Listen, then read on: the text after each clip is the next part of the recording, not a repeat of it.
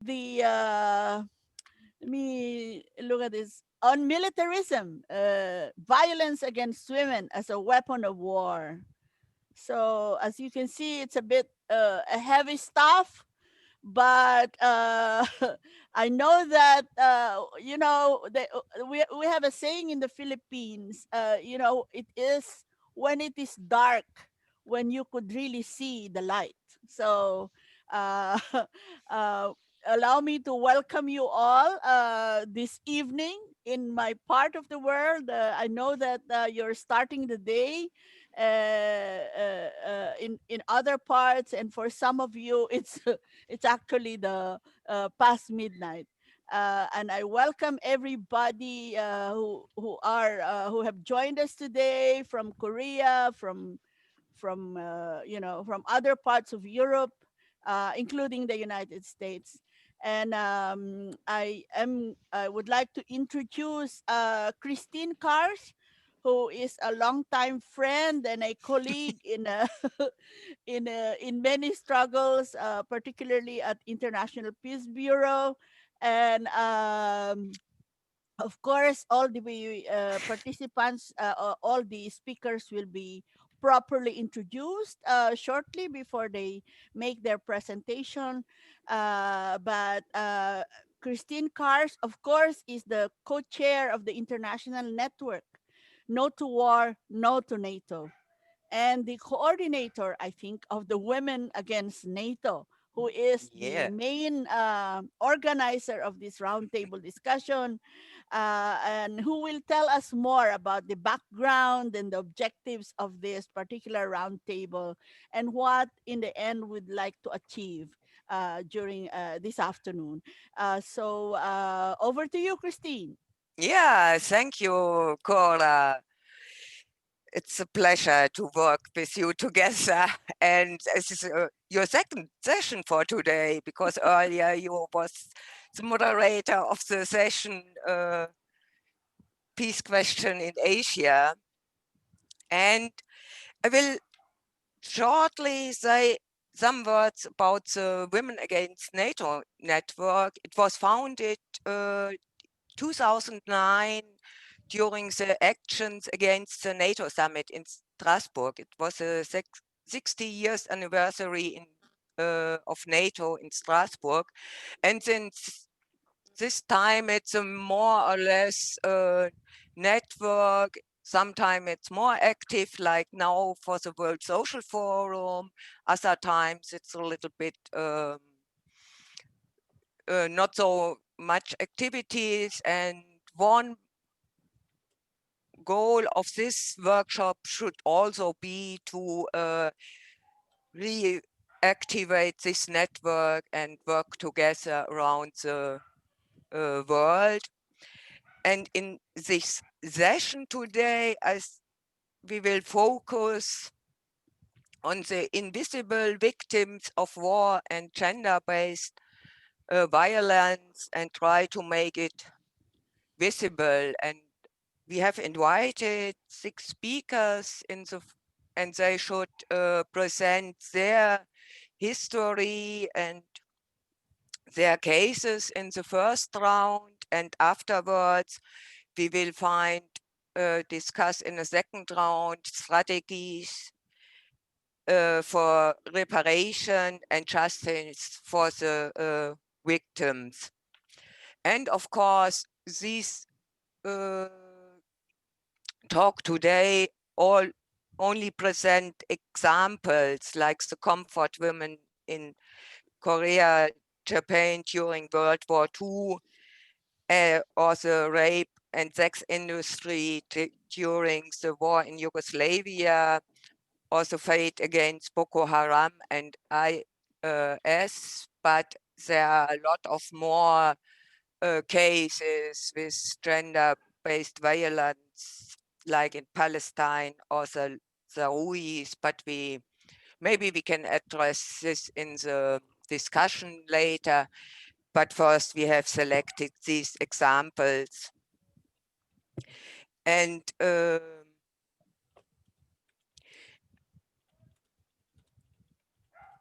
it's a long history of these gender-based violence, and that women and children suffered a lot during war with raped, and also women are enslaved and sold in wars, and therefore they used as a weapon. Women become the object and property of men, and they deserve to live out the toxic masculinity, both in the global north and in the global south. This exists, and there has not changed much until today. Despite the UN Security Council Resolution 3025, Women, Peace and Security passed 20 years ago. This resolution sees women not only as victims, but as active subjects who must be involved in all phases of a conflict, since they maintain social life during wars and must also be involved in deliberations and decision-making in post-conflict situations. Unfortunately, even today, this is a pipe dream. On the contrary, the largest military alliance, NATO, uses this resolution to integrate women in their murderous activities. On the leadership and decision-making levels, they are still represented only rudimentarily, if at all. And so, hopefully, we can go today a step forward in empower women and get more gender justice at all.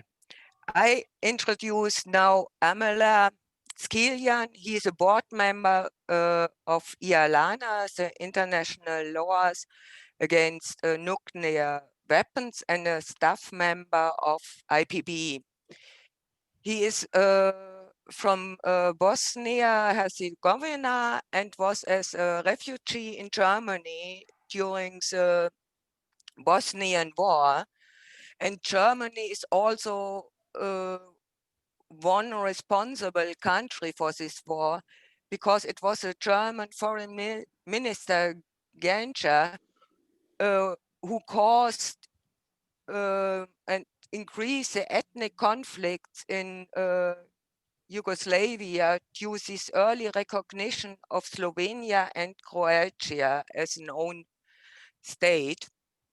And therefore, yeah, it's really necessary to address all the violence and injustice and inhumanity faced caused by this war against the Bosnian people and other peoples living in this region, and also to address that this was the first in flagrant isolation violation of the OSCE, of the Act from Helsinki, and it was the first war for from Germany who attends after World War II. And now, Amela, it's your turn. Thank you very much for this very nice introduction. I will just have to say that I'm again based in Germany, and I would say sorry, I forgot it. Germany is my second home. But yeah, as Tina said, each of us will represent a case, and my case is the Bosnian War, meaning from 1992 to 1995.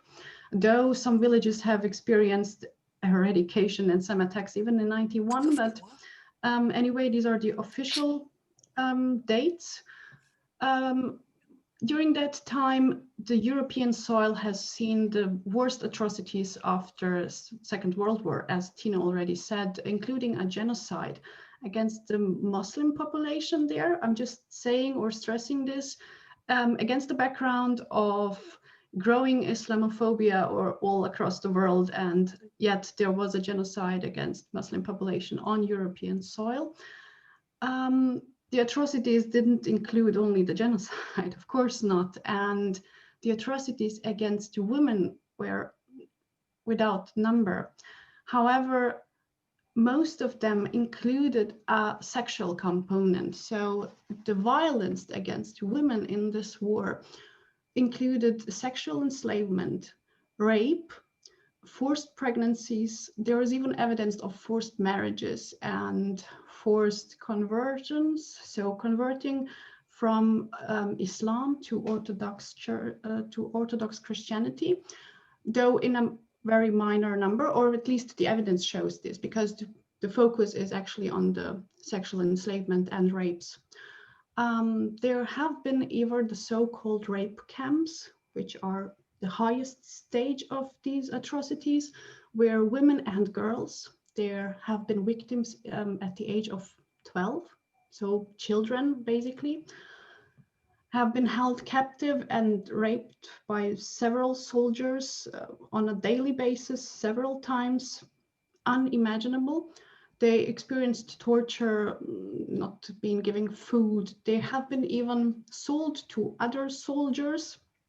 So they have been this kind of human trafficking even during the war. But there is now a recent study published which says that the perpetrators of the war and committing those crimes have been, after the war, involved in human trafficking in the Balkans. This particular study says that 700 women from Moldova have been involved in human trafficking for actually where these perpetrators have been involved. Later, they have been charged by the International Criminal Court for former Yugoslavia, or now the International Mechanism, how it is called. However, there is a linkage between human trafficking and the perpetrators of the war crimes. Now, I would just like to jump shortly to the consequences because the time is running. We can only imagine how deeply, deeply traumatized these women nowadays, they are all women, but back at the time girls as well, have been traumatized, and not all of them have been supported. Not all of them have been given psychological support they need.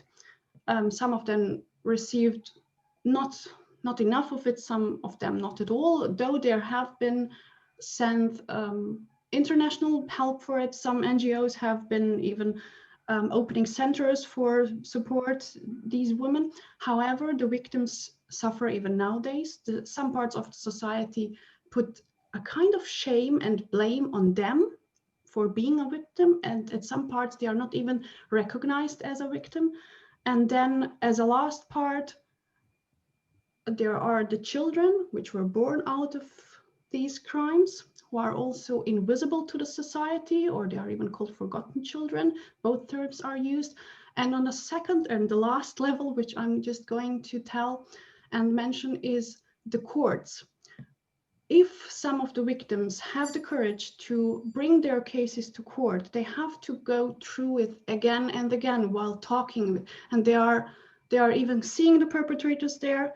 Even not in the court, it happens that they live actually next to each other nowadays, if the perpetrator is not brought to justice. But in the courts, they are actually stressed even more because they are told that they are lying, that they have even seduced the perpetrators, that they have been actually basically giving their consent, or that it was just a willing decision of them. Or that they are just witch hunting them, and that there hasn't been anything like that. And as a very last level, the court focuses on the sex life of the victims after or even before the act, the crime, and not on the violence itself. And we should really focus on the violence and not on the sex life of the victims. My last words. Thank you. Thank you very much, Amela, for this really impressive and it's not really good story of this. I will hand over to Cora because Cora will announce our next speaker.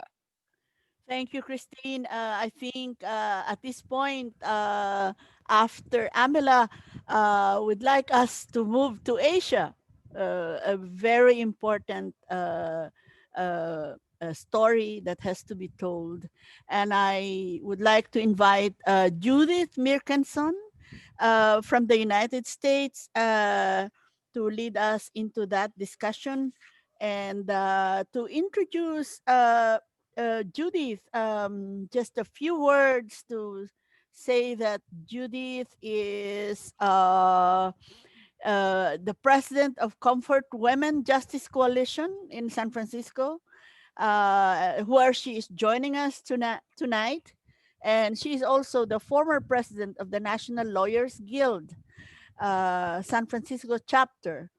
And she is a longtime women's and human rights advocate specializing in the issues of gender violence and trafficking of women, particularly in relationship to militarism and international human rights. Currently, Judith is active in the defense of political prisoners, both in the US and internationally. And I think I have not met her personally. I don't know, but I am very pleased to for us to have her this evening. So over to you, Judith, please. Um, can I share my screen? Yes, I think. Uh, We're working on this. Okay, you should share now. is it okay, Judith? Okay, fine. Hold on.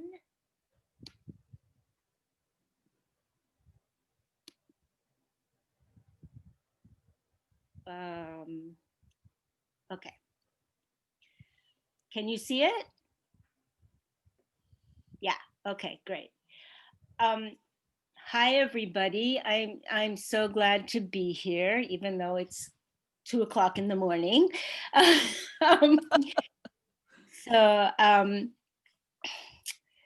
I would like to begin by saying in 2015, the city of San Francisco, led by the Board of Supervisors, decided to build a statue. And this statue was going to be in honor of the Comfort Women. And I've been told that people don't know that much, so I'll give you a very brief synopsis of the Comfort Women. And we decided to build it because we wanted to honor those who had been sexually enslaved during World War II. And we also wanted to bring attention to the issue of gender violence, violence against women, and war. This is a map prepared by the Women's Museum Against War in Japan, and it shows the extent. During World War II, it's estimated that between 200,000 and 500,000 women from all over Asia, from all the countries that Japan occupied, were sexually enslaved by the Imperial Japanese Army under the leadership of the Japanese government. It's basically believed that this was the largest institutionalized system of sexual enslavement in the 20th century. And this system of sexual slavery led to, there's a direct link between what happened then and what is going on now. And this is a picture of just men waiting in line, and it's very horrifying when you look at it. And it sort of encapsulates, I think, the whole question of the relationship between war, militarism, and men, and how they view sex for many of them. This is a picture of a comfort station in Shanghai. And the Comfort Women system started in Shanghai in 1932 and lasted until the end of the war. And in the beginning, they justified it by saying that there were so many rapes going on in the countryside in China that they had to set up a special system. But of course, what happened in the comfort stations, quote unquote, was rape. And young girls from the age of 12 to young women, probably around 25, could be raped between 5 and sometimes 40 times a day. So you can imagine what happened. About 87% of those women died, and the rest remained silent for the most part until 1991. And this is just a picture of just at liberation. And so we set up this comfort memorial. And what we did is that we decided that it had to be passed by our local board of supervisors, which is sort of like a board that governs with the mayor. And really we thought, who could be against the comfort women? Who could be against a memorial about gender violence, especially in our city?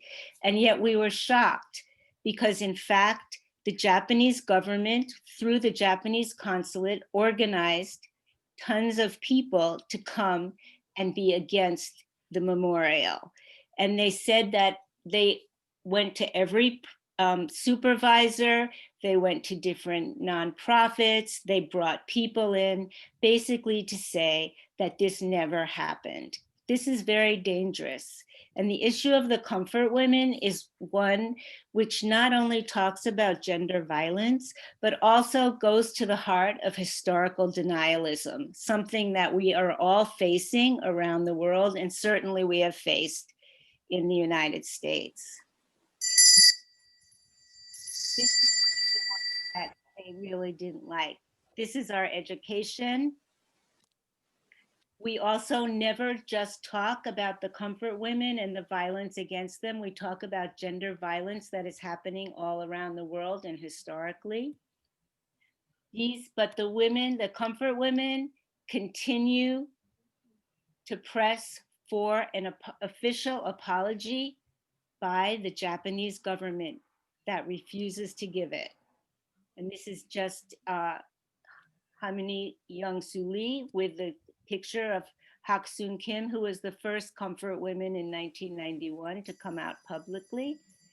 These are Indonesian.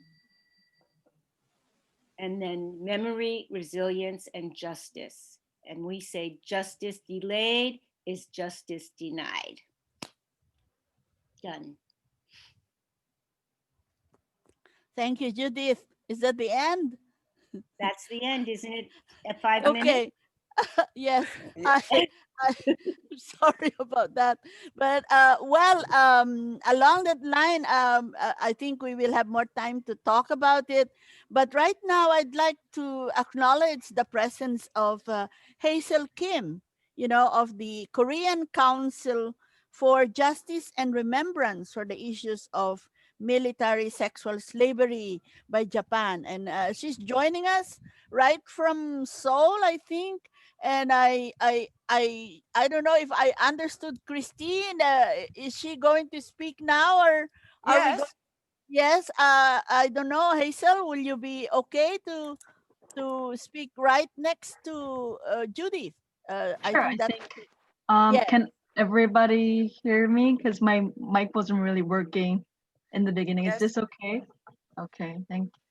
All right, yeah. I think I can go. It's 5 minutes, right? Yes. I'll try to cut down some of the slides that I have. Could I share screen as well? Yes. It should work now.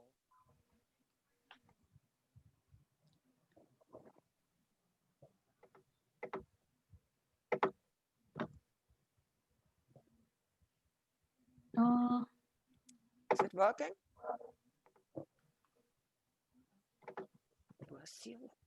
Okay. Oh, yes, it's working. Thank you. Okay. Well, thank you for having me here in the first place. Yeah. Okay.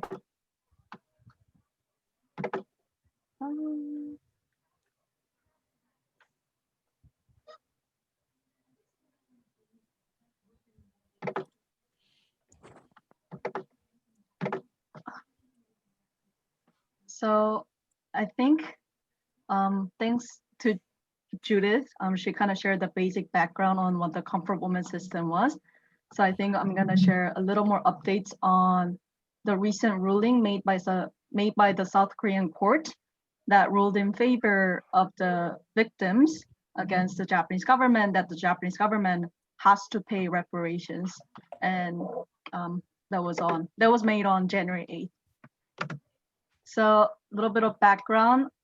Since 1990s, after Kim Il-sung Harmony shared her first public testimony, there were a lot of victims who came forward.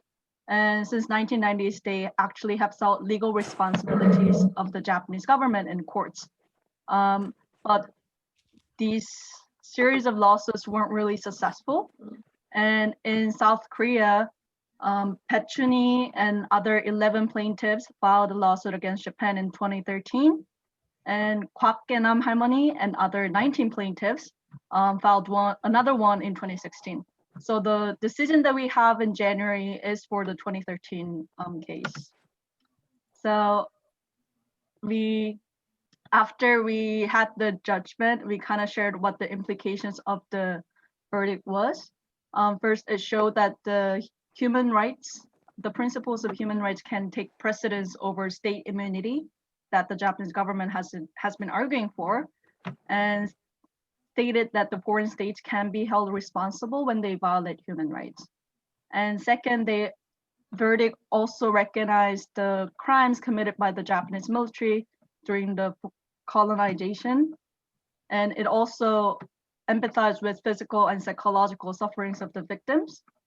And it also confirmed that both the 1965 treaty or the 2015 comfort agreement did not expire individual victims' rights to claim lawsuits. And it also respected the victims as as agents in the Korean community who actually have rights guaranteed in the Constitution. So after that, we had organized a series of activities, and we still are. First, we had a statement with other support organizations in Korea to introduce the implications of the ruling to the media and to the public. And we have been creating a lot of informational images, videos, and newsletters for audience outside of Korea to understand the backgrounds and implications of the ruling. And if you visit our website, we're also providing Korean and Japanese translations and other documents of the judgment and related resources. And then we are, right after the verdict came out, the Japanese government denied it as it has been for a long time. And we have been organizing a series of forums to discuss the implications of the ruling with scholars from the international law area and feminist area and others. So we have a second forum coming up, although it's only provided in Korean. We will try to summarize some main points and send out another update about this. And then we have been also requesting scholars in the international law field to share what their take on the ruling was. And so this is like a solidarity speech from Professor Dolgopol, who was one of the chief prosecutors at the Women's International Tribunal, who shared the meaning of the verdict. And lastly, it's how people here participating in this webinar can join our actions. We're actually collecting signatures for a co-statement that we're writing, because even after this historic ruling came out, the South Korean government's responses were less than satisfactory and actually very disappointing, because President Moon Jae-in said in New Year's press conference that he was perplexed about the ruling, and also recently had commented that the government will not make any other proactive measures to negotiate with Japan for the issue. So you can read and sign the statement together here in this link. So yeah, I heard the bell. So you can also visit our website and read our newsletter for more updates. Thank you. Yes, thank you very much. You must muten, glaube ich. For your contribution. I just want to add a short information about Germany. In Berlin, we have also a statue for these comfort women. And it was set up, I think, half a year ago.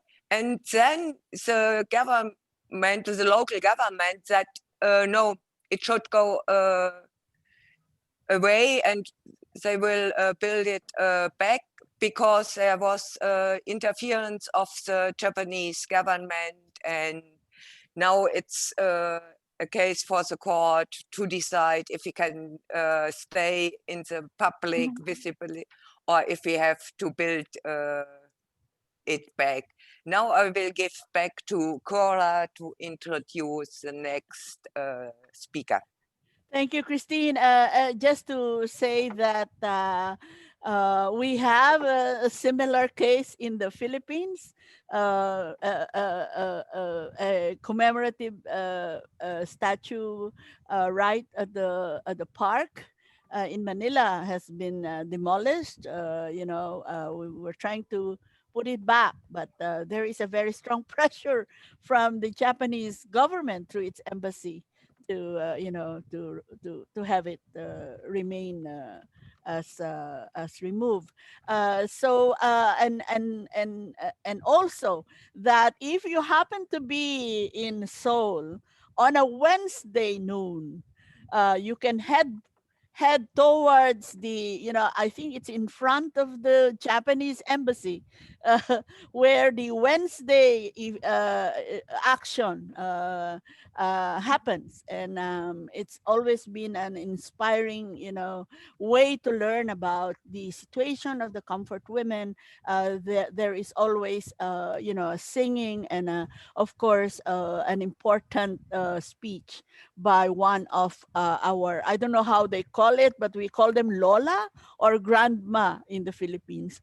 So with that, I would like to invite you to, we moved to another continent, I think, to at this point, we're going to move to Cameroon. We have a friend who is from there who will share with us about a very important story. I think I'd like to call on Cyrille Rolande Bechon of Cameroon. She's from the New Human Rights Cameroon. In French, it says Nouveaux de l'Homme. So I'm sorry for the pronunciation, but Cyrille, can you come in and join us now? Thank you very much. Are you getting me? Yes. Okay. In French, it is Nouveaux Droits de l'Homme. Thank you very much for giving me the floor, and thank you to the IPB family for giving me the opportunity to be here. I have to talk on Boko Haram in Cameroon. Yes, Boko Haram and violence against women. Cameroon is facing a major security crisis since 2013 with Boko Haram. Boko Haram is very active in the northern part of the country, precisely in the Far North region, where most attacks have been recorded since now. It should be noticed that Far North region is the most poor region of Cameroon and also the most populated, as stated by public figures. Why this region? Because the Far North region is the region bordering the east of Nigeria, where Boko Haram is very well installed. Women have suffered violence and abuses by Boko Haram, but they are not only victims. Some join the jihadists voluntarily.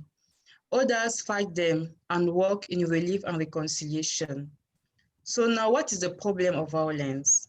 Boko Haram is known in the abduction of women and girls as slaves, sex slaves. Boko Haram is also known in forced marriage of young girls to Boko Haram members. The indoctrination of girls and women to believe as they want. When we look at this kamikaze attack, is like they are working on the mindset of children, on girls. Women are major essential population of IDPs and refugees from this part of the country. Boko Haram is also known in the kidnapping of sons and husbands. This situation creates a situation where women are suffering after those kind of attacks. They're also facing now violence from communities and states because sometimes they are considered as spy by state actor, or they are considered as collaborating with Boko Haram. Women are also arrested and detained by state actor. They're also tortured when they think that maybe they are working with them, or they are giving them information on what is going on in the village.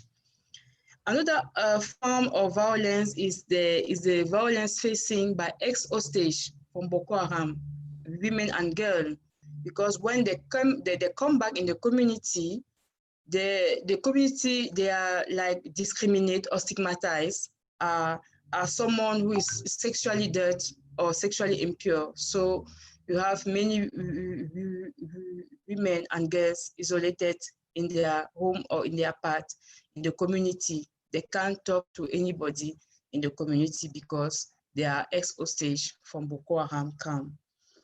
Women are also suffering from demeasured state action because we also notice that there are many forced disappearances in the Boko Haram, in the fight against Boko Haram in Cameroon. So we have many young boys and men who are not, that women and mothers cannot see since many years now, and we don't have any response from state actor. Is it possible to reconciliate? Yes, we think that it can be possible to reconciliate if the conflict and the reconstruction process is gender sensitive. In this sense, we think that we can try to learn about women's experiences. We should understand how women experience the conflict, not only as victims, but also as actors. We can try to understand women's needs to directly inform policies and programs to tackle the roots of the urgency and strategies of curbing it, as well as facilitate women's contribution to lasting peace. Women and girls must be treated and supported in their reconstruction process. The state must put in place a mechanism of individual and collective reparation to rebuild the feeling of belonging. Because for us, it is very important to conclude to recognize the status of victim, even for kamikaze child, because at this stage, it's like, yes, we are fighting against terrorism, but we forgot to reconstruct and to repair what the consequences and the impact of the Boko Haram in our community. Thank you. Thank you, Cyrille, very much for your contribution. We will go now to another continent, back to Rojava, and I will introduce Rohash, and your last name I forgot. Maybe you can call it. Sorry. Because we discussed yesterday a little bit. She's from Rojava and the Kurds, where the women, especially the women, were defenders were fighting against the IS in the Shingal Mountains. And I think introduce yourself in detail and tell us the story about all what you are doing, mainly in the first round, how you acting against yes, and we'll have a second round where we will discuss alternatives and these points. Raj, it's your turn. Thank you very much, Christina. Good morning for everyone.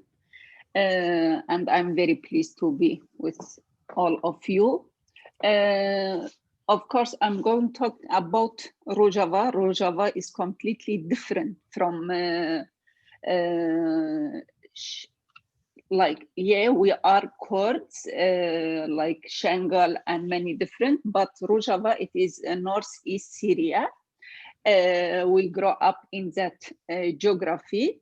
Many of you know Rojava is multi-ethnic and multicultural society. These different ethnicity have lived together for hundreds of years in a same geography, like Kurds, Arab, Turkmen, Assyrian, the Christian, many people, we live together. Of course, I would focus on Shangal too, because when we say Shangal, we remember a 500,000 women how they sell in market in Mosul. But before that, I would to give short brief about how was the Kurd situation in Syria. Last Bas regime imposed all its chauvinist policies against the Kurds who had been stripped of their basic human and cultural rights. For example, the Bas regime stripped more than 300,000 Kurds of their Syrian citizenship. In this environment of oppression, Kurdish women were deprived of their basic right because of the patriarchal masculine mentality in society and the political oppression of the Bas regime. Even the religion culture too in general Middle East, not just in Syria, Kurdish women face two serious challenges. One of that from society for being a woman, and the second one from the regime, Bas regime, for being Kurdish. Because of that, they worked double, the Kurdish women.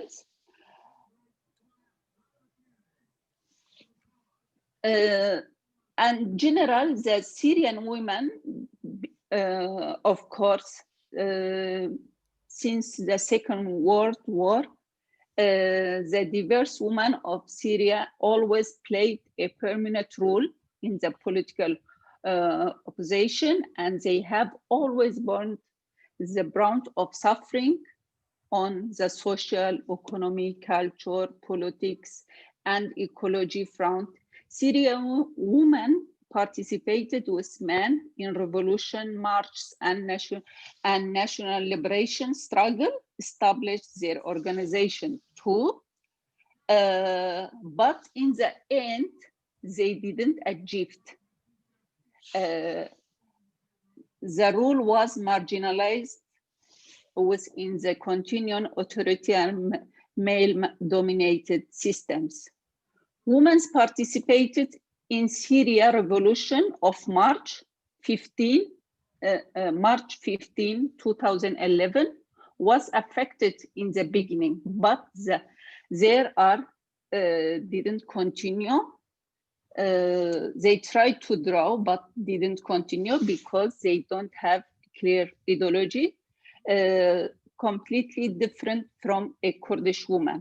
But Kurdish women they work participated in the democratic revolution in Rojava, starting on July 19, 2012, through the emergency of new thinking in North Kurdistan. In Turkey, over the last 14 years, Kurdish women worked. Now is around 42-3 years they're working.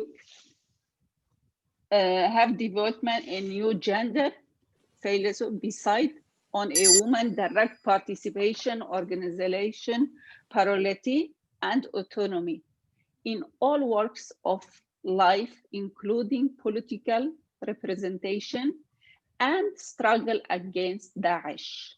The struggle of Kurdish women in autonomous organization has created a solid ground for the growth of a woman freedom and investment in which women can assume the highest position in political, economy, social, and civil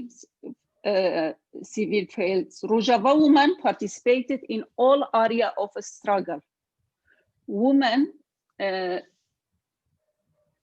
are intelligent part of the project and all level of representation with all political offices being held on a co-chair, like a co-office based with men and women.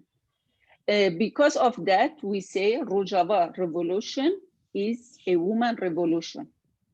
Because the women in our struggle and our system, they take a place in all area, like a system co-chair, man and woman, they we are working together from Kumin until assembly and all committee, we working together. How we can... Please come to the end, Rohaj. Okay. No, because okay. Because of that, we call it the woman Rojava. And what about the campaigns of Rojava? Of course, they refused to become a part of struggle for power. They started after months of the Syria movement, out ethical and nationality consideration, and a belief in necessity of reviving the democratic society and free will. The third operation, we chose it in Rojava, the third operation on North Syria. The third operation is democratic politics, a theory of a democratic nation. Okay. I can say Kurdish, sorry.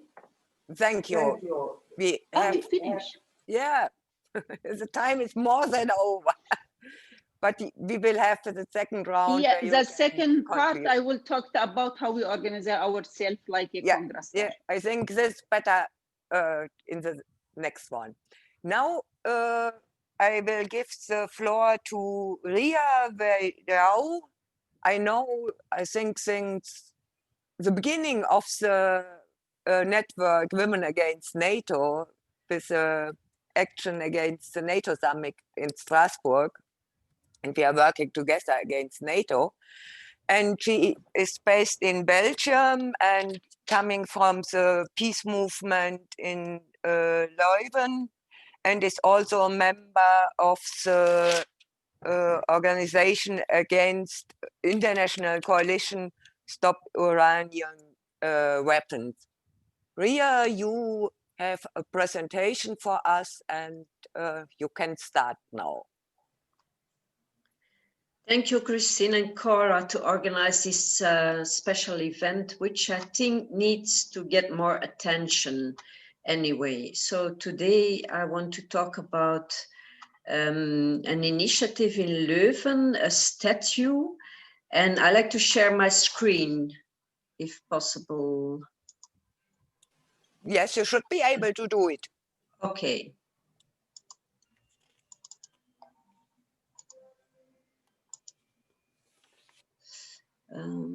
Okay, do you see?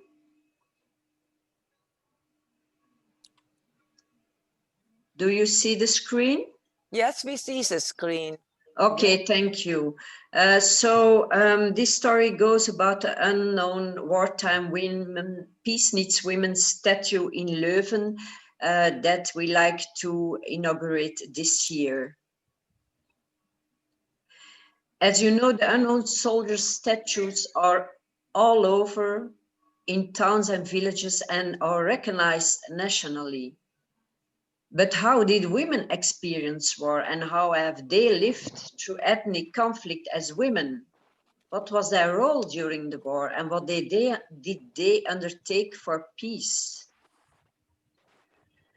Well, in war and conflict, women suffer in very specific way, different from men, but they can make an important contribution to peace and solidarity because of their suffering in war and conflict.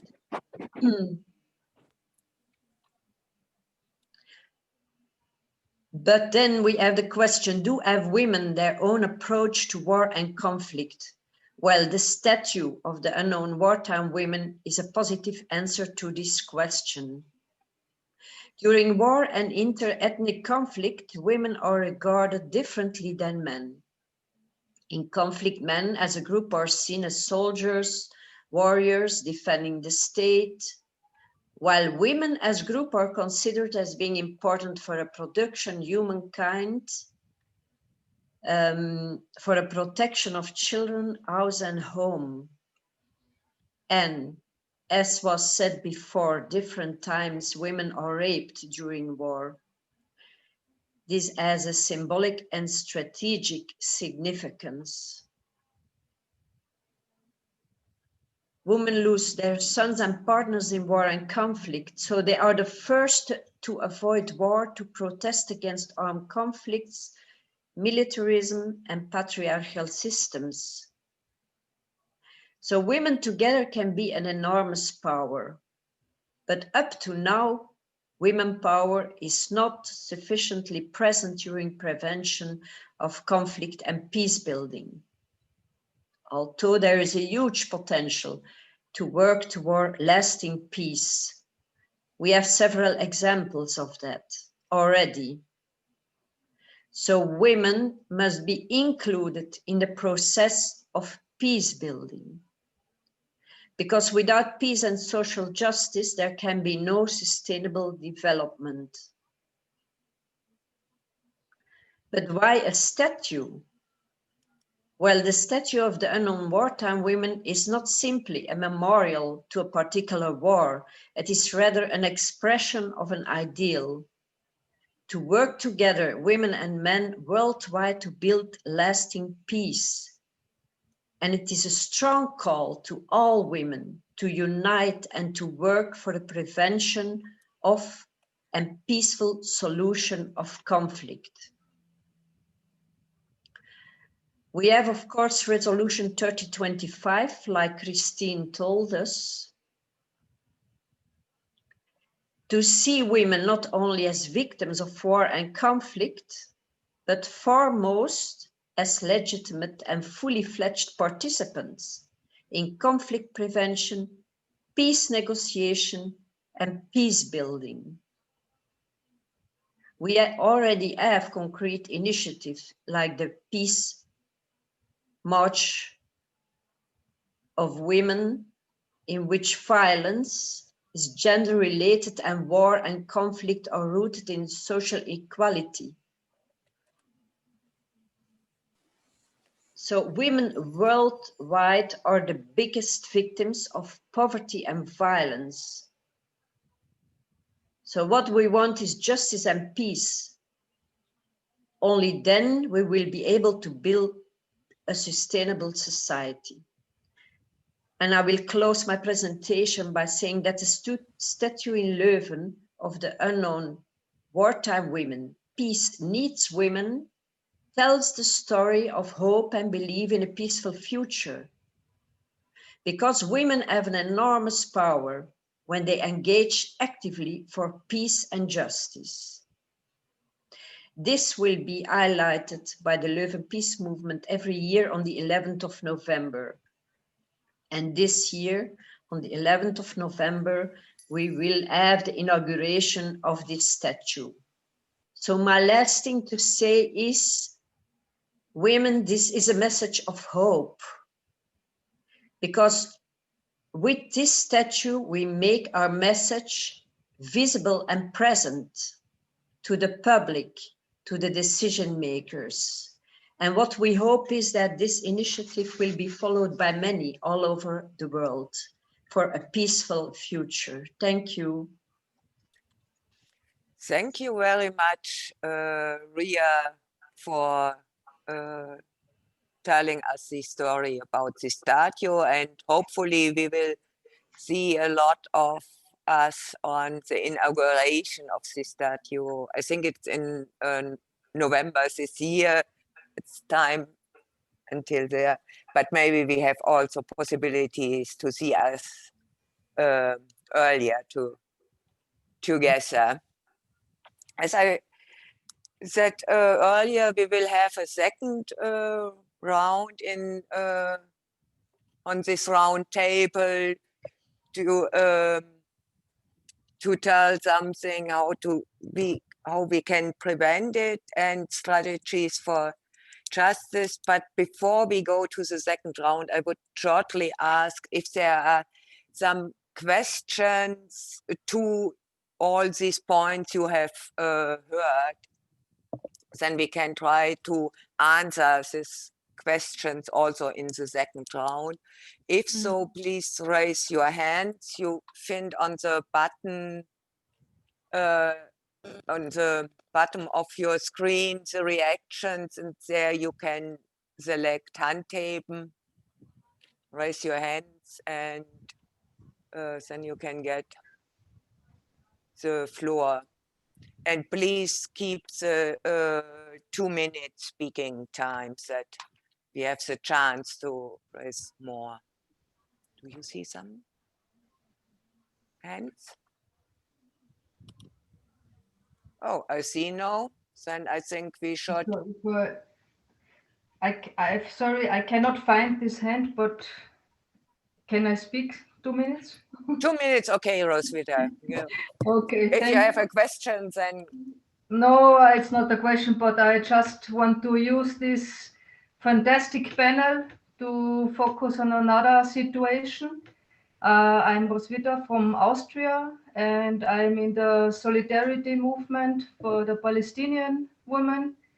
And I want to strengthen out also the situation of the Palestinian woman, and especially the violence against Palestinian women under colonialism.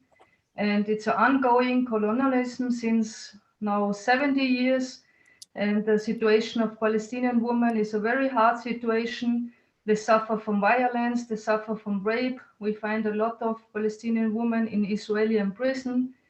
You know everybody about the war. Every some years, Israel is fighting a war against the people in Gaza. They use forbidden weapons against the civilian population, like for example the time bomb and flash bomb and aerosol bombs, which is forbidden from the United Nations.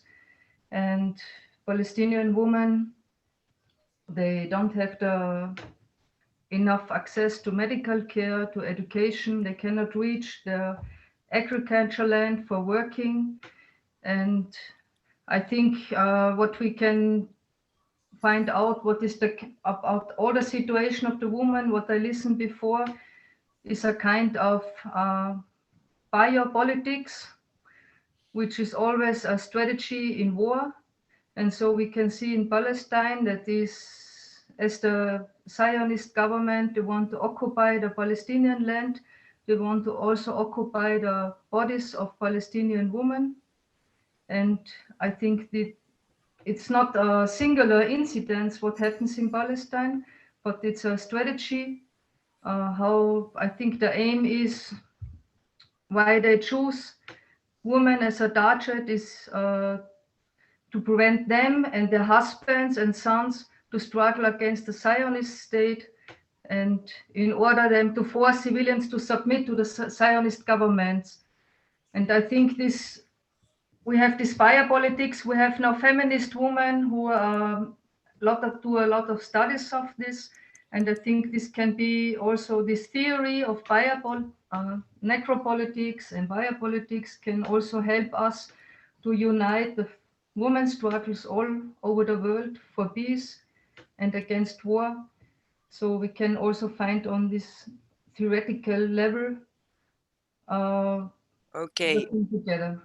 thank you, Roswitha. Maybe you can put also some links in the chat that the others can Okay. read and get the information. Now, I think see no other hands on, and so we should go to our second round. And I would ask to take the reverse order, and Roha should start because I also had interrupted her because the time was running. So you can 5 minutes tell how we can receive or come to gender justice and yeah, more security for all. Rohash, it's your turn. Okay, thank you, Christina. Maybe the time is running. I will try to quit talking. How we organize ourselves in front, this all attacks is coming from out and inside. We organize ourselves like a woman organization in a democratic side. We call it Congresstar. Congresstar is a confederation of women organization in Rojava. When we organize ourselves, we try to first we try to make every house in Rojava like an academy. We educate and give it a knowledge to all women. And we told it, if there is one woman out of organization, we can get a result. We should to organize all society, not just a Kurdish woman, which women live in that area. Because of when we started to organize, we in the end we came to a Congresstar. Congresstar, a umbrella of all women organization in Rojava. Of course, we have a system of this organization like a Congresstar. We started from Kumin, and then from Kumin to assembly, and we organize it like a cooperative, foundation, association, parties. We worked all together, but we know to organize all society is not enough to organize just a Kumin or assembly or build academy. When I'm talking about academy, how to get give a knowledge to all women in general, we started to make every house like academy in every village, in every street, and Kumin in same place. To organize all society, we build a committee. We make a 10 committee to organize all women inside, like economy, like social committee, like counseling and ecology committee. We organize all like self-defense committee, not just YPJ. We in same time we organize all women to self-defense ourselves in the cities. We make a woman justice, communal economy. We press and culture and many committee. In the end, we make Women Defense Rojava a committee to organize not just a Kurdish woman, any woman like to be in this system. And we hold many projects. Shortly, I would to say, we didn't just fight against outside the ISIS or any attack coming to northern Syria. now we fight to build a new society in same time, because our revolution is completely different from other revolution. We try to build both sides together. And in this time, you know, YPG fighted against ISIS and stopped it to enter and rape a woman in northern Syria. But still, the situation is continuing in northern Syria. Like you know, from 2018, the Turkish state starting attacking the North Syria. The aim of Turkish state attacking northern Syria is changing a geography. Direct is attacked a woman revolution, and the third one is attack the system we have built in North Syria. When they attacked Afrin, a city 40 kilometers in 2018, they attacked, it was the most peaceful area in general Syria. And we start a company to against the Turkey attack and the helping Islamic group. The company started not to occupation and genocide, free life for a woman. I think it's time to finish here. Thank you. Yeah. And please help us in this company.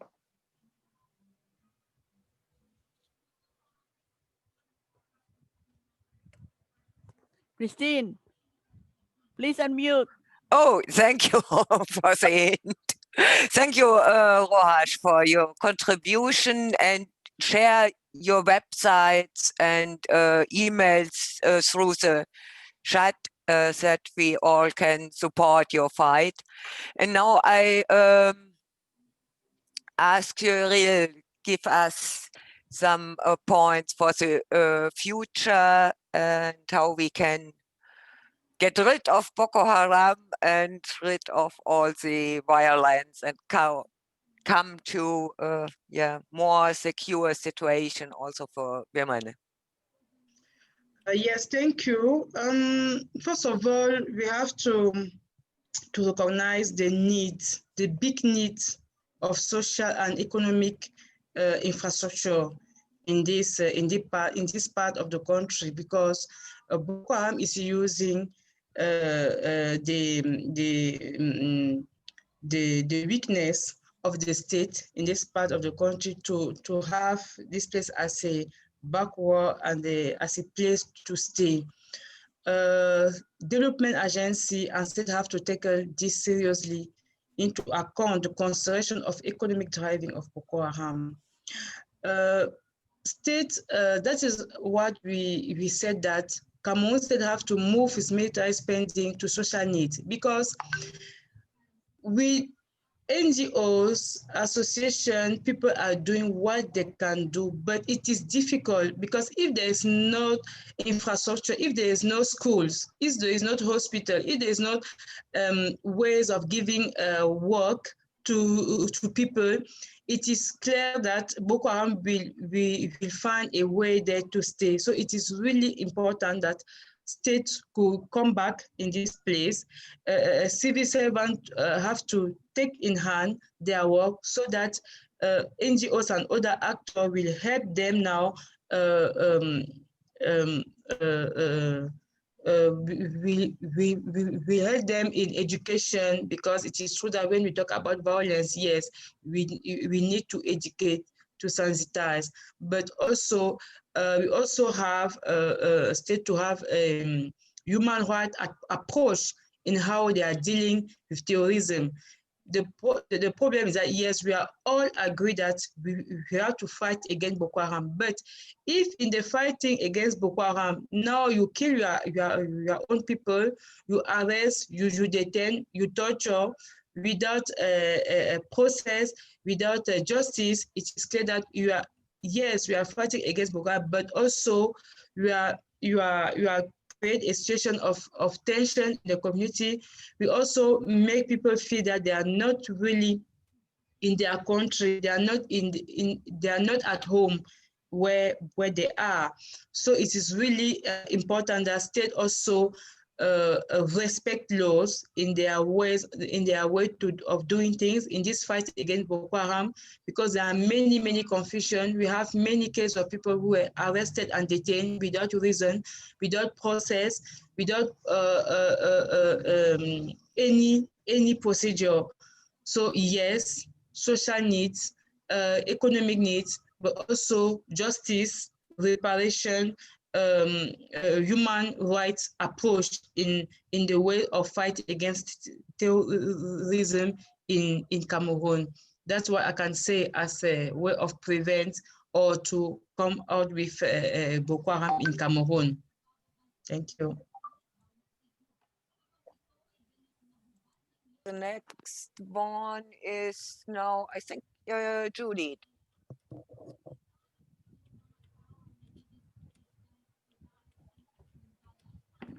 Thank you. And thanks for all the other panelists. It's really interesting. And I think that we share a lot in terms of our analysis and what we think is important.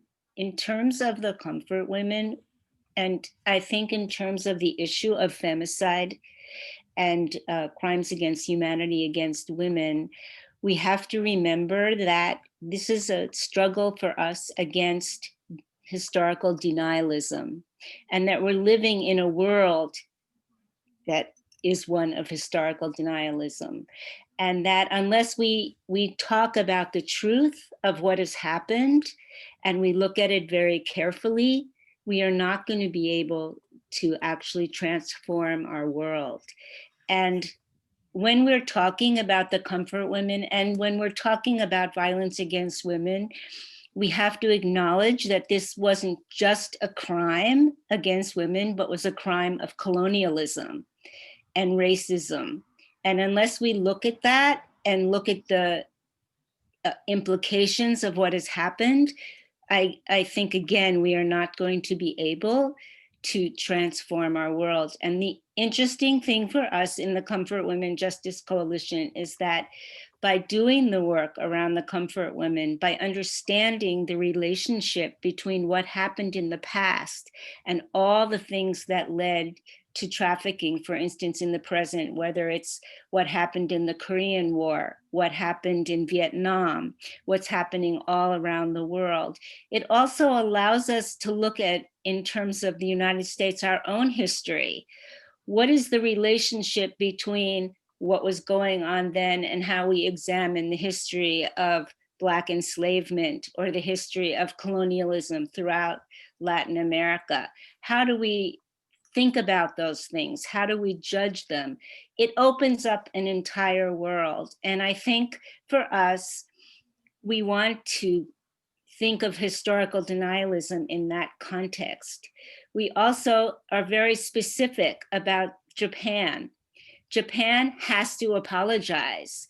By not apologizing, they not only leave the grandmas who are so old now, and so many of them are passing away. And we feel like one of their strategies is just have everybody die and then they won't have to deal with this issue. But they will have to deal with this issue because the implications come into the present. And the other thing is they have, by not acknowledging what happened in the past, they allow gender violence to continue into the present. And often people will just look and say, oh, they want to talk about the comfort women, but only in the sense of their suffering, or only in the sense of the past. And that doesn't, and people will say, we have to talk about the comfort women because we don't want these things to happen again. But by not understanding the relationship between militarism, between the thought that men have to have sex during war, between the issue of colonialism, whether it was about the occupation of Korea or the invasion of China, or the attitude towards all the other countries, we are really not going to be able to deal with this issue. So I think that it's amazing, really, when you think about it. There have been certain attitudes towards women for 100,000 years, and we're finally overcoming them. But very, very, history changes very, very, very slowly. And, the fact is that for the first time, we're saying that rape during war is a crime against humanity. So let's make it a reality. And the way we do that is to end impunity and to face what is going on. And, the great African-American Black writer, James Baldwin, had a great quote, and he goes, "Not everything that is faced can be changed, but nothing can be changed if it isn't faced." And I think that's what we have to do when we look at the issue of gender violence. Thank you very much, Judith. The next one will be Hassels for a short comment, and afterwards Amela, and then we will come to a discussion. All right. I think I want to thank Judith for putting such complicated aspects of the issue very clearly. And I want to note that the Korean Council actually celebrated its 30th anniversary since its establishment in 1990. And one of the things that we mainly discussed was that as victims are passing away, we need to think about and prepare the post-victim period that's coming, and that will be coming really soon. So when the victims have all passed away, we discussed that the main themes of the movement will be educating this issue and remembering the victims' courages. And in order to remember the courage of the victims, we discussed that it's really important to connect it to the social movements that are happening right now, especially the issues of sexual violence and conflict that are still happening around the world, as all the participants are sharing with us. And actually this kind of perspective for future thinking and forward looking, it actually came from one of the harmonies in 2012 when Kim Bok-dong and Kirono, both victims, had founded the Butterfly Fund to support other victims of sexual violence in DR Congo, Vietnam, and Uganda. So we are trying to find more ways to stand in solidarity with various groups of victims and support organizations, and also kind of build our organization as another resource center for especially for issues that are happening in Asian Pacific region. So I think that's like a way forward for us. We still need to discuss a lot of things, but that's what that's what I wanted to share. Thank you. Yeah, thank you very much, Hassels. And now I give Amela the floor, and Ria, I haven't forgot you, but you will also have it. And I will announce it right now. After Ria, we will make a photo from all of us, and then we will go to the discussion. So please, after Ria, switch on your cameras that we can take a photo from everyone. Amela, it's your turn now. Yeah, thank you very much, and thanks to all co-panelists. I think it's clear that all the cases we just presented show quite a few similarities in terms of violence against women, and there is where we have to unite to act against that. And I just divided this part into two sessions, like what we can do now in the present to help the victims. And I think we already, all of us mentioned it. First, we have to accept the victims as such. They are victims and the crime happened, or the crimes. I mean, there are several ones on several continents, and we really have to know that they happened in the society, but as well and at a constitutional level, like a court, or any other parts, the perpetrators need to be brought to court, to justice, and the victims to be accepted as such. They need to get help in terms of an official apology, in terms of psychological support to overcome the trauma, or at least to know how to live with it. Maybe even reparation money. Let's see what comes out in Korea. I'm really happy about this judgment. On the other hand, I just mentioned the court procedures and how the victims are actually how they are dealing with it. And in courts, sometimes they are not even respected as victims and represented just as someone who is seducing or was seducing the perpetrator. Though we have on the international level sexual enslavement, rape, forced pregnancies as part of the crime against humanity. So it is a war crime. And the first one discussed on the international level was at the International Court for Former Yugoslavia because of the rapings happening in Bosnia. There were estimated 50,000 women in only like 3 years. So it's a huge number, and we don't even know how many of them didn't speak up. So this is the one thing what we can do now to change the mindset of the society, to accept them and help the people and not to stigmatize them, as Cyrille said, and this is certainly the case in Bosnia as well, where the victims are actually blamed for the crime happened to them. So we really have to work on that one as well by spreading awareness, by doing what we are doing now, talking about them and acknowledging them as such. And then on the other hand, as we showed these similarities, they mostly happen in wartime. So we really need to stand united against war. I'm not saying that rape is not happening or sexual violence in peace times. We see it in Latin America with the feminicides. So we really have, in that part, stay firm up for human rights and equality, but also against war. Thank you. Thank you, Amela, very much for your contribution. Now, Ria, for your final, no, not really final words, for your, yeah. Final words, say. Yeah. Okay.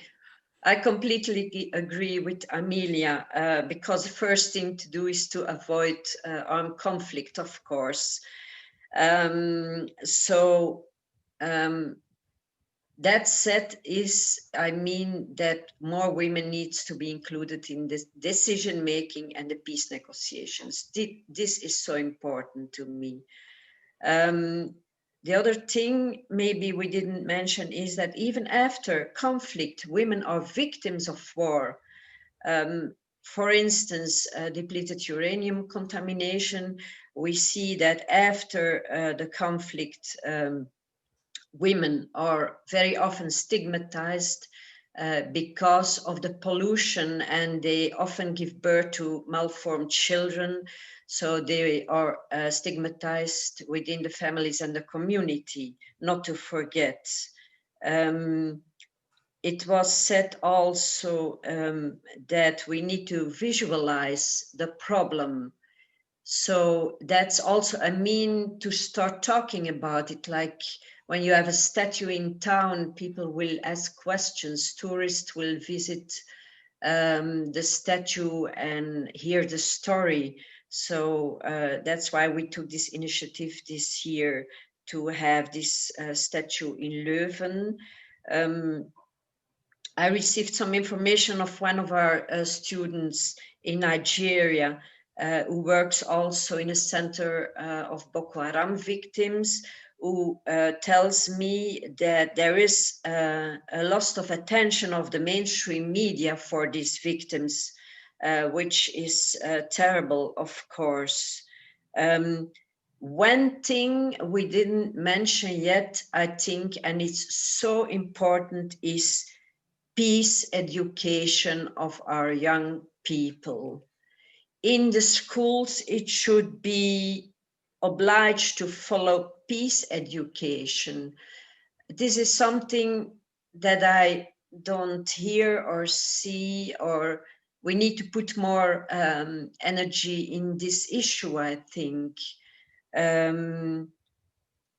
Yes, of course, the victims, I think, especially about the victims, victims, they need to get recognition and urgent assistance today, tomorrow, and yeah, whatever, how long, if still necessary. On international level, of course, we also need to use all the means that are possible to keep this issue on the agenda of the UN, of international bodies, and so on. I think these are the most important things I wanted to add. Thank you.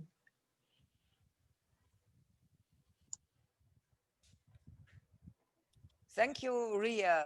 So before we are going to the discussion, I would ask, I hand over to Julia, who will take the photos, and ask you to switch on your cameras that we get a common photo from all of us, and that we can put on our website as remembrance and for get more women to support our fights in the different regions.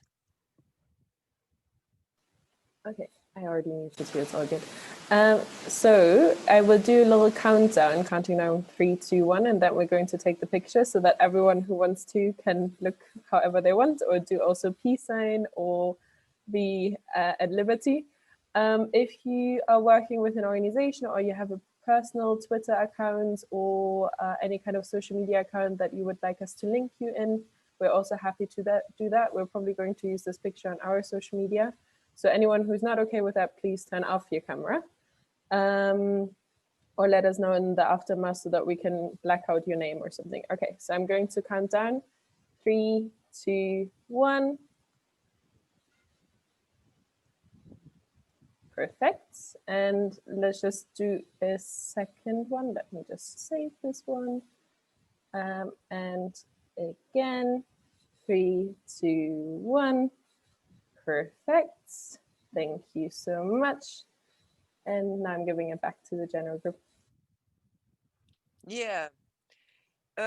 One information, we didn't manage to live stream this session, but we recorded it, and latest, I think, yes, latest tomorrow, it will be available on the IPB YouTube channel, and of course we will distribute it also on the No to NATO web page and put it in our social media channels, and there you can look again to it, and please distribute it all over the world. And now I'm looking who requests to speak, to say something. If you can't find your to raise your hand, you also can try to unmute yourself and say something.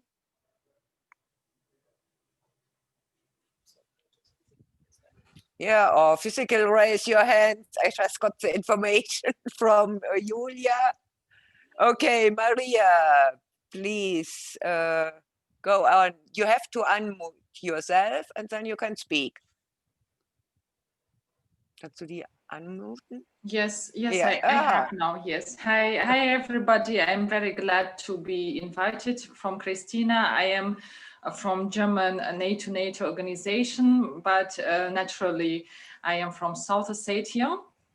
It is a country from ex-Soviet Union, and I was a part of war, NATO against Russia, and I lose a lot of friends. That's why I joined the organization NATO in Germany, and I'm very happy to be a member of this organization.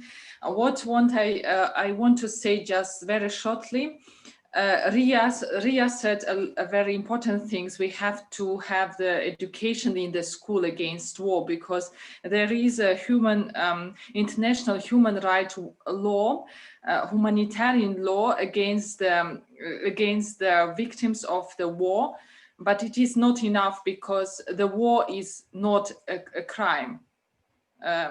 And it is a problem. There is every international organization didn't and don't recognize the war as a crime. And that's why we need some organization, some idea, international idea that the law that the war generally have to be a crime, and it was not recognized as a crime, and it is one of the biggest problem, I think. And the other one, it is education, of course. It is in every school in the world, we have to learn from our childhood that the war is a crime. Thank you, Christina. That's all. Thank you very much, Maria, for this proposal. I think this is really a useful understanding and to work more on these topics in the education question. Are there other requests to speak? I see nothing. Then I would like to ask Cora if she can make Pat Sanchez. Okay, it's your turn. It's my turn? Oh, okay. No. Hello, everybody. Delighted to be in such wonderful company.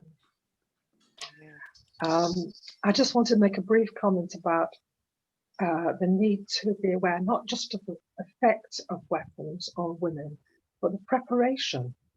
You know, you can't make nuclear weapons without digging up uranium, and the people who live near uranium mines are affected with their health, their welfare.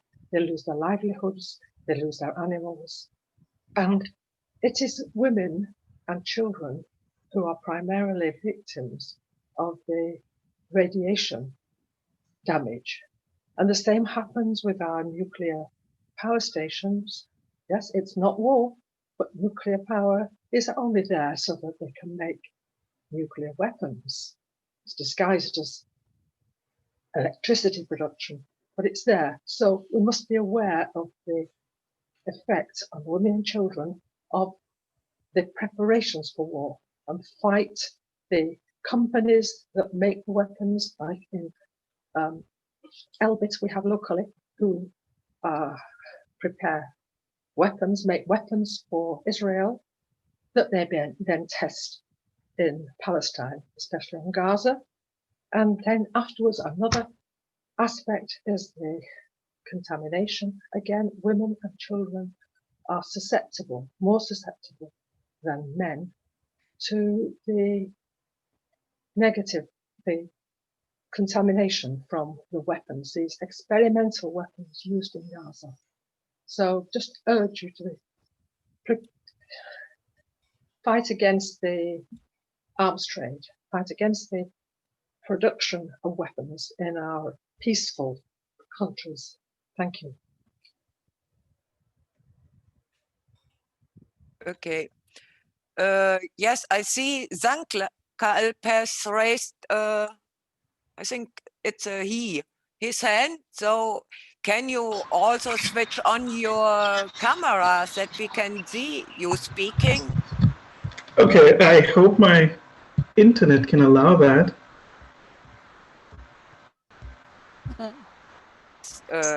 It's good to hear you. Can you see me now? Fine. Go ahead. So yes, I was very impressed by listening to all the panelists and understanding their stories and backgrounds. It's a very diverse panel. And I specifically wanted to ask the person from Rojava, I think her name is Rohash, and ask her about how she saw the transformation in Rojava from a patriarchal system or society towards a more, that she explained how the society is more driven by females dissertation. And I actually do not have much information or knowledge about it, and wanted to know in brief if she could tell about how this transformation actually transpired. Yeah, thank you. Thank Club for this question, and I think Julia will also say a comment, and then Rohash can answer afterwards. Julia. Thank you, Christina. I was more wondering about how you're bringing a gender lens to your peace and disarmament work, because I know that most organizations that I work with definitely ascribe to a feminist perspective on peace building. But I'm just wondering if you have recommendations how you actually brought this into like organizations that already exist. Yeah, thank you for all the participants. Yeah, this is another question. I ask Rohash now to answer first. Yeah, the answer is to both at least. Sorry, what about the second question? Yeah, how to that's it. I was just wondering how, I mean, with your organization, it's, I think, quite at the core of it, but I'm just wondering about how you bring in a feminist, like an active feminist angle and perspective on your peace work. Because I know a lot of peace organizations who ascribe to feminist ideals, but don't really have like a gender angle specifically formulated. So just as a learning experience, I would, if you have any tools or your first steps, which you could share, I would find that really interesting. Thank you. Okay. Rohash. Thank you.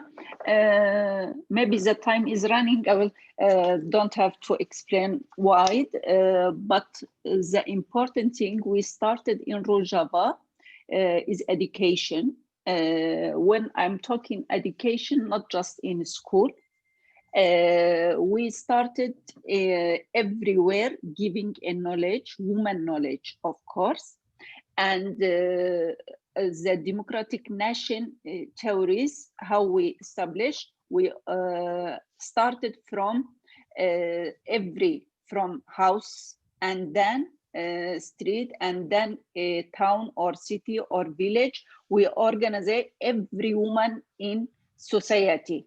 When we organize and give it knowledge to every woman in society, this society automatic is coming to be like bringing equality. When you educate a woman in a house, they educate all children and the man too. Because of that, and this is not happened in one day, of course, is long time, is more than 40 years we working to educate a woman, and we come in this step today, but still we working on, is not easy to establish this system. We still fight. How we fight and defend ourselves? I told it, we defend ourselves in the society too. In front man, we build a co-chair system. The co-chair system protect women, and we make equality between all society. Of course, our ideologies is feminist ideologies, and now we're working on a new woman ideology. They calling genealogy. Genealogy, a woman knowledge.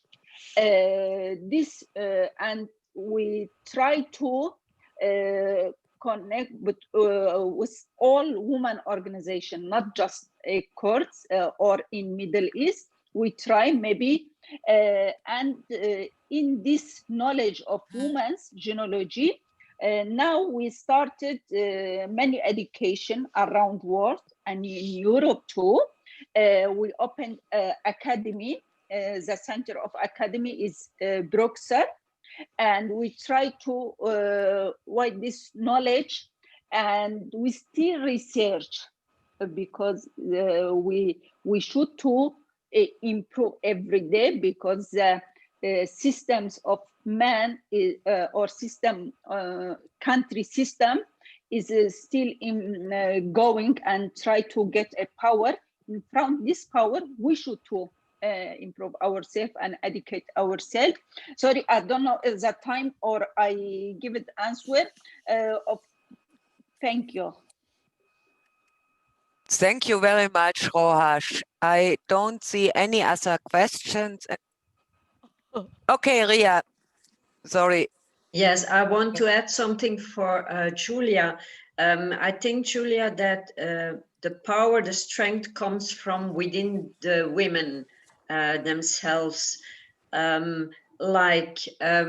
During panels or meetings, very often we see most of them male, not female. So every time we see this, we ask for gender balance.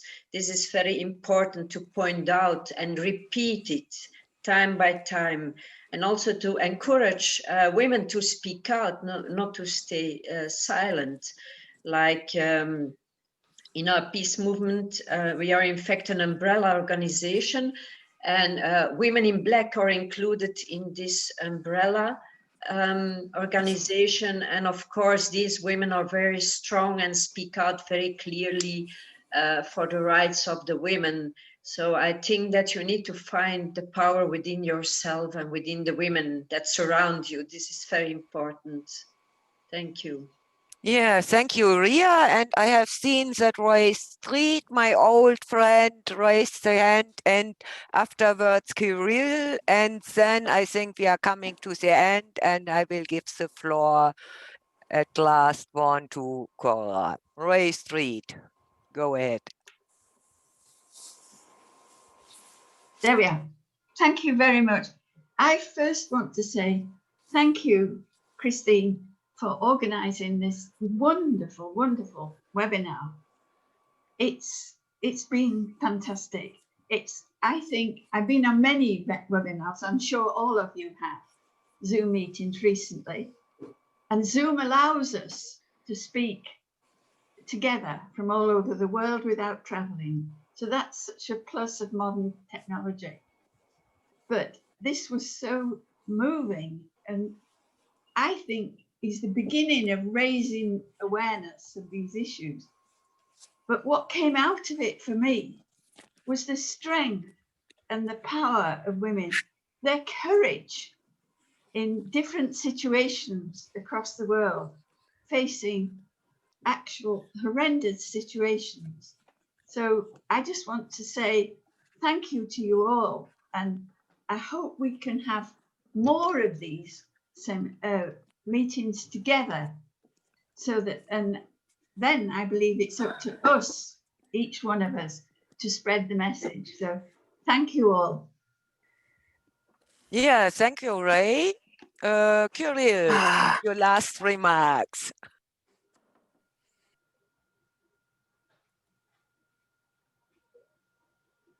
You have to unmute.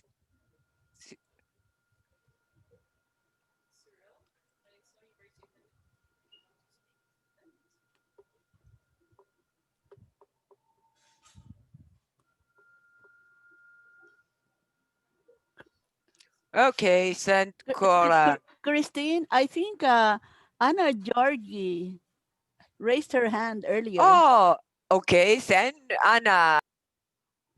My old friend Anna from Germany. You have to unmute you, Anna. Otherwise, we can't hear you. Sorry. Yeah. Thanks for this wonderful program. Christina, we were also part of the 2009 No to NATO effort. I'm now back in the United States and working with the Trap Rock Center for Peace and Justice. And we have a number of peace education programs that may be of interest, including a Young Peacemakers program where students who are active are nominated, and every year they are honored and their work is promoted. There's a program for books on peace and ecology and social justice and anti-racism. And this year, our cooperation is with Sierra Leone, which of course is in a post-war serious, recovery and a lot of violence issues there. So I just wanted to introduce this work. We also do other peace and anti-nuclear. We just celebrated the treaty going into effect to ban nuclear weapons. But we're also very concerned with the connection between peace work and climate change, and we have to demilitarize to make the changes we need. So I just want to greet you, and it's traprock.org, traprock.org. Thank you. Yes, thank you, Anna. Write it down in the chat, then everyone can save it and have it. And now I will say for my side goodbye and give for final words the floor to Cora. Thank you, Christine. I'm not going to sum up, the powerful sharing that you have had. And I know that you have highlighted at least experiences from 6 countries, 6 locations. But I'm sure that there are many stories out there, that we should all continue to provide space for them to be heard. And that is and this should be just the beginning of opening more spaces for women to engage actively and passionately. I'd like to say that. As one of our panelists have said, women have an enormous power when they engage, and I think that all of us here are that engaged deeply all our lives, and in the future. And also that memorial statues and images are not only to memorialize the experience, but mainly to be a call for continuing resistance, a continuing call for accountability and for justice. And in that note, I wish that we could organize during the second IPB World Congress in Barcelona in October 15 to 17. Let us be visible and provide organize a very important roundtable or whatever it is, an event to highlight the stories of women and their power. And finally, I would also like to say that an appeal for your continuing solidarity, and wish that what we heard today will serve as an inspiration, as we are also inspirations ourselves. And our takeaway from this evening's moving stories of our sisters' experiences and work, no matter how sad and difficult they may be, because they are also stories, first and foremost, of courage, of power, and resistance and solidarity. And that would be the final thing that I would leave you with, but I will ask Christine to have the final say in this roundtable discussion.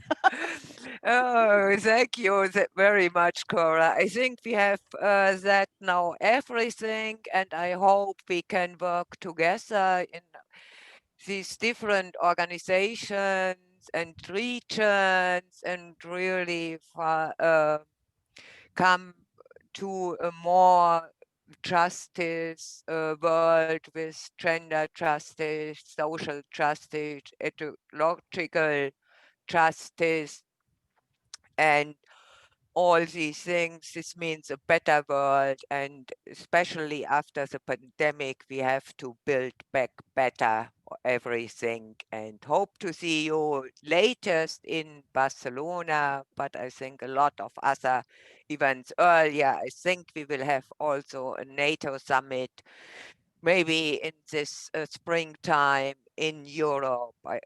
It's supposed to be in Brussels, and maybe in May, and we should act against NATO together at the next summit. Thank you all for your contributions and attendance and these workshops, and we can say bye-bye.